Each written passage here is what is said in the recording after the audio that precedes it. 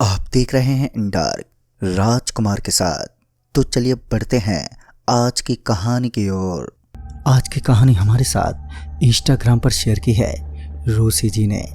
Rossi जी बताते हैं कि ये घटना उनके माताजी के साथ घटी थी।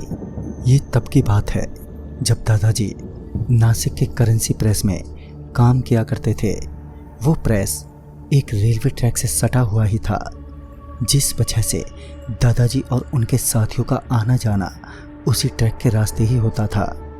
ऐसे ही एक बार जब दादाजी अपने तय समय पर घर नहीं लौटे तो मम्मी जी थोड़ी परेशान हो गई। फिर कुछ और देर तक राह ताकने के बाद भी जब दादाजी घर नहीं पहुंचे तो मम्मी और मौसी और दादी और साथ ही मामा जी दादाजी को ढूंढने निकल गए। चूंकि उनका आना जाना रेलवे ट्रैक के रास्ते ही होता था तो चारों के चारों ही रेलवे ट्रैक पर पहुंचे और दादाजी को आवाज लगाने लगे।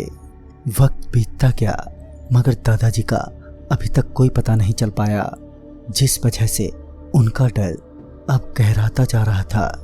उन्हें चिंता थी कहीं दादाजी के साथ कोई अनहोनी ना हो गई हो, क्योंकि उस रेलवे ट्रैक का वो एक ऐसा हिस्सा था जो बहुत ही ज़्यादा हॉन्टेड था, जिसे यहाँ के लोकल लोग कटेरी मोरी के नाम से जानते हैं।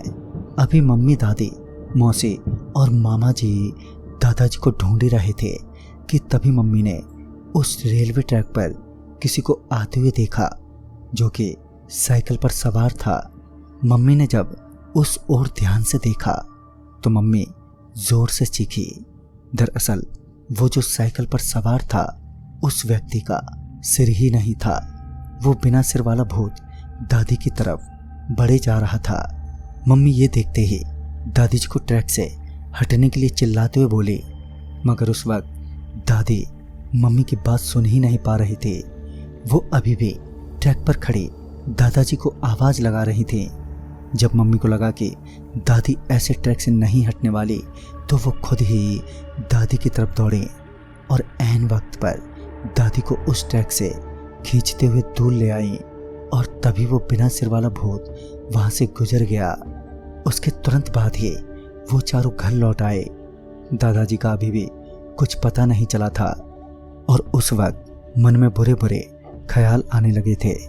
रात जैसे ही बीती तो एक बार फिर चारों ने दादाजी को खोजने का मन बनाया। वो अभी दादाजी को खोजने जाने ही वाले थे कि दादाजी एकदम से आ गए। दादाजी के आते ही दादी ने पूछा, आप ठीक तो हैं? रात भर कहाँ थे? इस पर दादाजी बोले, हाँ भाई मैं ठीक हूँ, मुझे क्या होगा, वो तो रात ओवरनाइट करनी पड़ी इसलिए घर नहीं आ पाया।